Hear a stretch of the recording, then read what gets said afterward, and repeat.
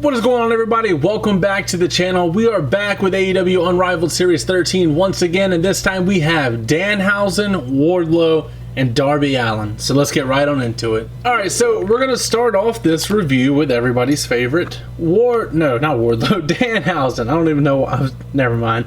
Anyway, this is his backstage promo attire, Danhausen.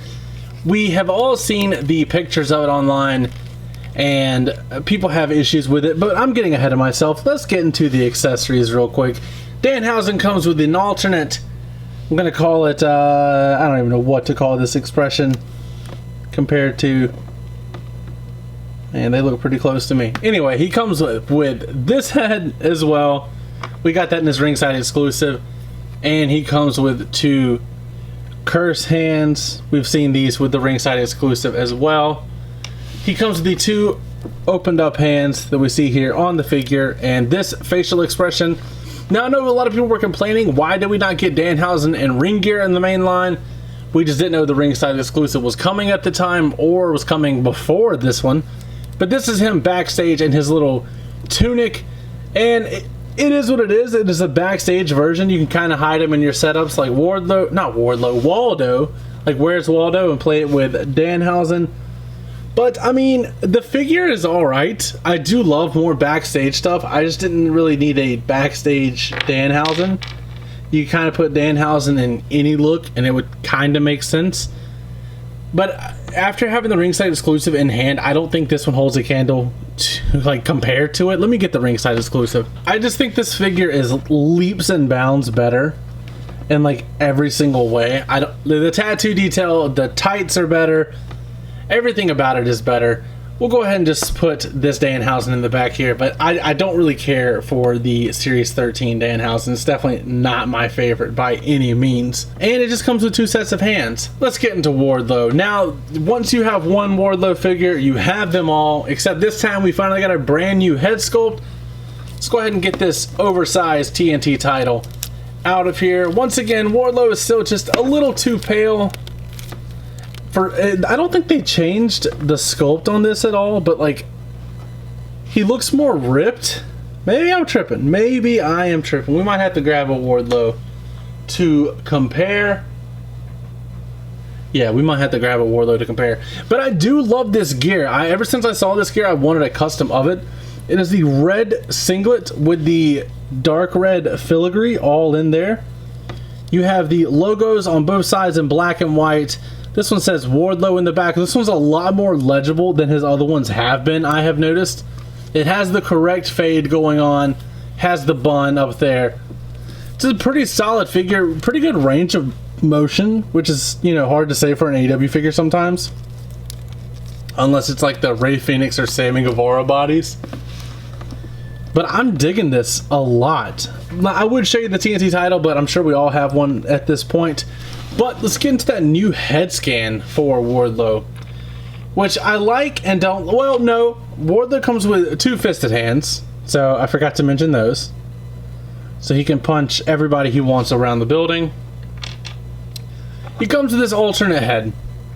Now, this looks to be like the screaming head from his previous releases, but it's not. The tongue is actually out on this one, and it's like positioned slightly to the right for whatever reason. Also, it seems to be a little too much hair, if I do say so myself, because if he took that little top knot down, it doesn't look like it would produce all of this. But I mean, hats off to him for attempting a mid-match Wardlow. It's pretty impressive for the hair coming down. I don't know who all wanted that, but a new sculpt is a new sculpt. Can't really fault him in that regard. But there it is there. I don't think I'm going to place this on the figure. I might just stick with the one that's on there. But it is what it is.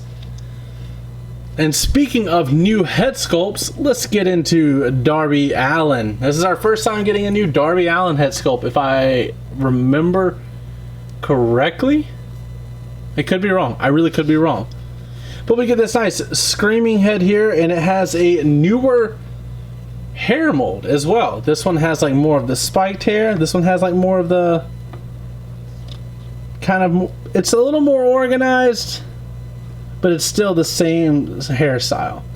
Also, right out of the package, I'm missing paint detail on this head, as you see, which is a bummer. This is the original head. We've seen this several times. It just has the same paint as this figure here.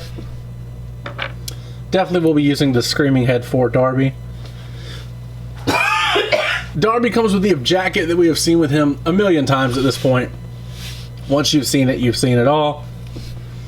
And he comes with 2 fisted hands, which will be going on this figure as soon as the review is over. You have the drug-free on the knuckles, as always. But this Darby does have something that other ones don't, and that is a new tattoo. Yes, we have the Nothing's Over Till You're Underground tattoo.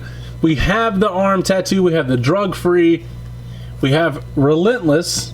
But we finally have the spine tattoo. Now, we're running into an issue with Darby, like we do with Malachi Black and CM Punk and Butcher and my Jake Paul customs, where they're going to constantly be outdated because they're getting tattoos all the time.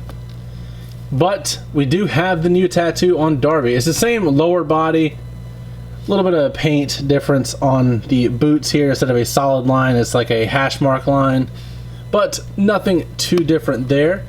But I figured, since we have done every figure that I ordered from Unrivaled 13, I don't have Bunny and I didn't order Sting, let's go ahead and rank them from my favorite to my least favorite. Alright, so I think, or we'll do least favorite to favorite. So coming in at number 5 is probably going to be, we're going to go Danhausen at number 5. Then we're going to go Darby at 3. Darby at 4, Wardlow at 3. And then I'm going to have to go Blade at 2.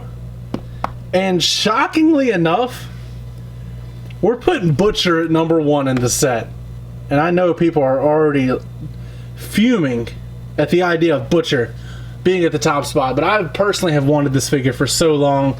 Maybe I have some bias in it, but it is my ranking. But that's how I'm going to rank AEW Unrivaled 13. 5, 4, 3, 2, and 1, with Butcher taking the cake. I hope you guys enjoyed this review.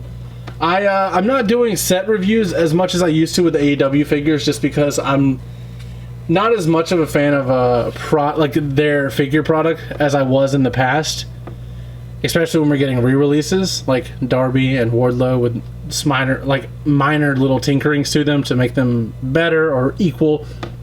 But I do love getting new characters in the line. I would be more excited for that Danhausen if we did not just get the absolute banger of the ringside exclusive. And Butcher and Blade have been well deserving of figures throughout their tenure with AEW, so I was definitely looking forward to their figures the most, and I cannot wait to do some figure photography with Butcher and Blade. And I actually got a really random idea that you guys might see coming to the Instagram soon, so make sure you follow me on there. Make sure you subscribe to the channel. As always, don't forget to, once again, like, comment, subscribe, and last but not least, take it easy.